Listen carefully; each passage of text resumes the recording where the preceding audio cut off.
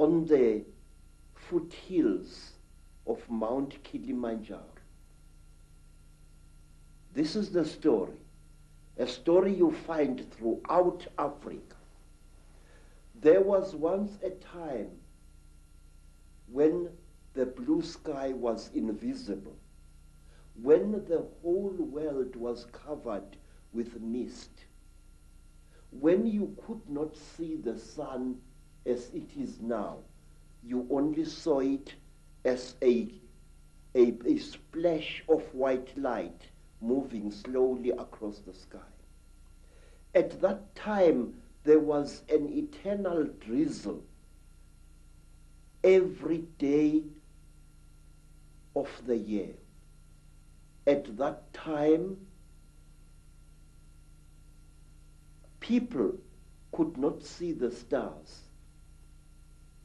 People only saw the trees growing, trees which were very, very big. There was no desert at that time, only jungle everywhere where you went. At that time, sir, people were what we call in Zulu, ngubili. A human being was both male and female in one body. And out of the sky, one day came terrible objects.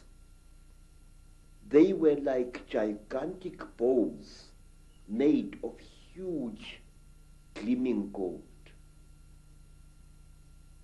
They were shaped like bows without strings, and they were bigger than the biggest mountains. They came out of the sky bringing great noise, black smoke, and fire with them. And out of those huge objects came them. At that time, sir, human beings could not speak. We had no gift of language at that time. And people had, however, great mental power. A man would go into the bush and, using the power of his mind, actually call out an animal which he wanted to hunt and kill for his children. And the animal would appear and kneel down before the man, and the man would kill the animal and take it home. But when the Chitawuli arrived in Africa, they told our people that they were gods and that they were going to give us human beings great gifts on one condition. We had to worship them and accept them as our creators. Some told our people that they were our elder brothers and that this earth had produced them generations ago.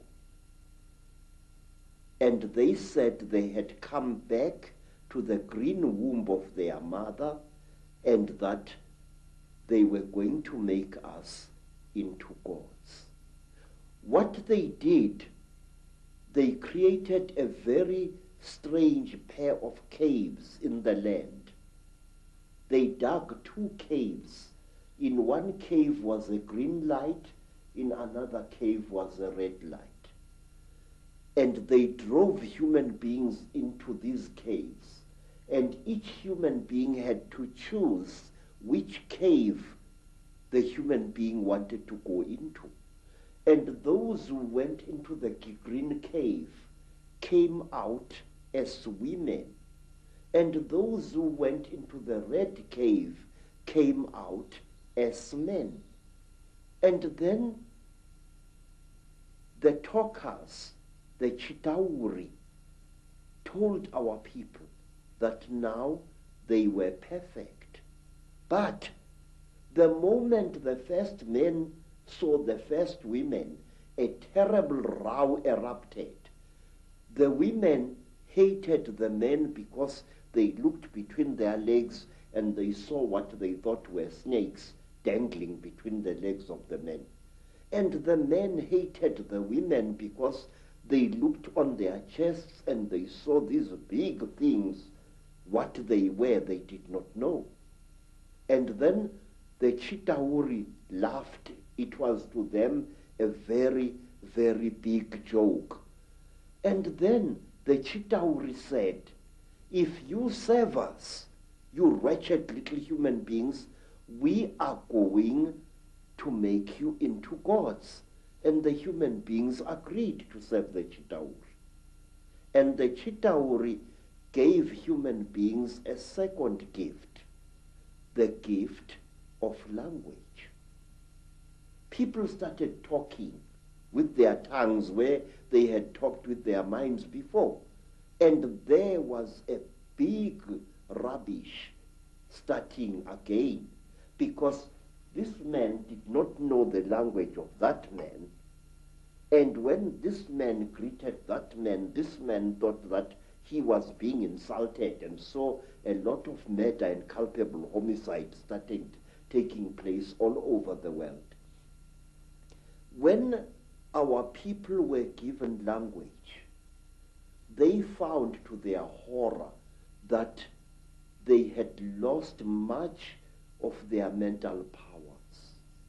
They had paid a terrible price. But the Chitauri were now the masters of human beings. They made them, the human beings, to go into holes in the ground and to mine metal, gold, copper, tin, all kinds of metal. The Chitauri forced our people to mine. And the people were very unhappy because they couldn't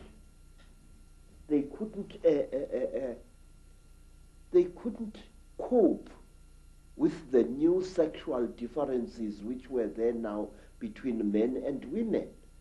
And then from amongst the Chitauri came a very good female Chitauri.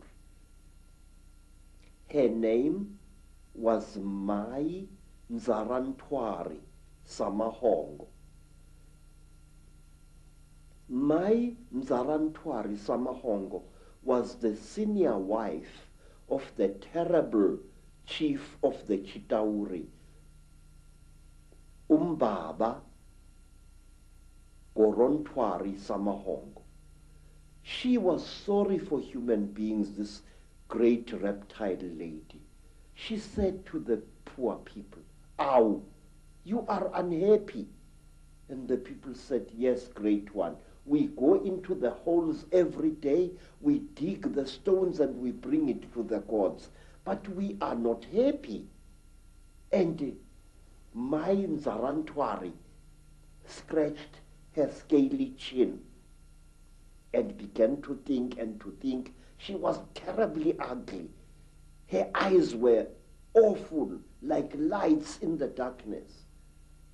But she had mercy in her heart, and she taught the men and the women how to make love. And she said, "Look, we divided you into males and females.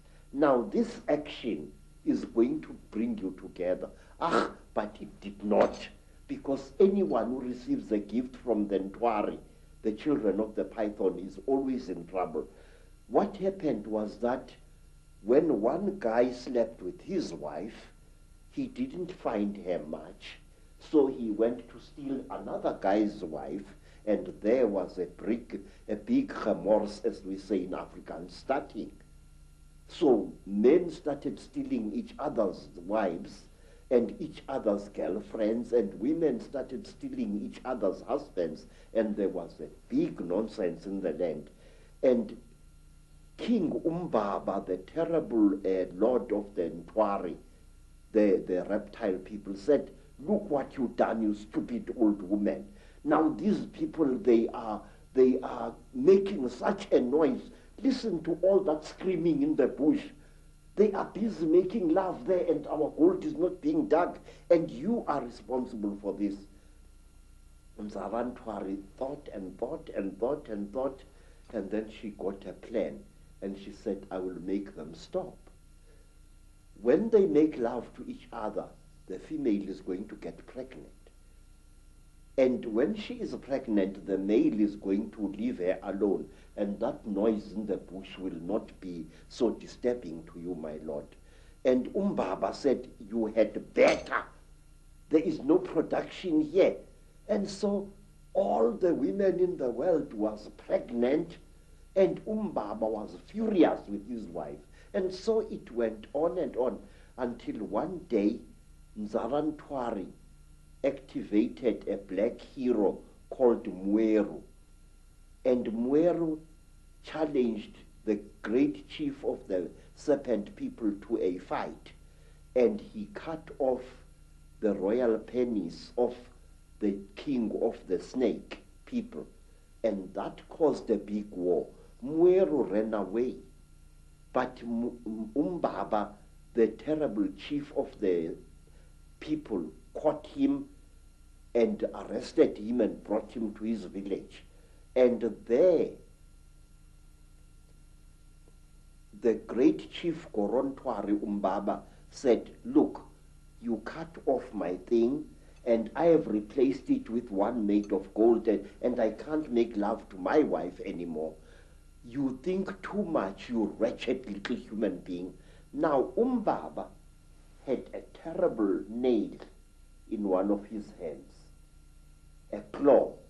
And with this claw, he drove the claw into poor Mweru's nostril, making a terrible hole into his brain, and he started drinking Mweru's brain, and then he threw away the corpse. To this day, sir, we believe that the people, the Chitauri people, they eat human brains.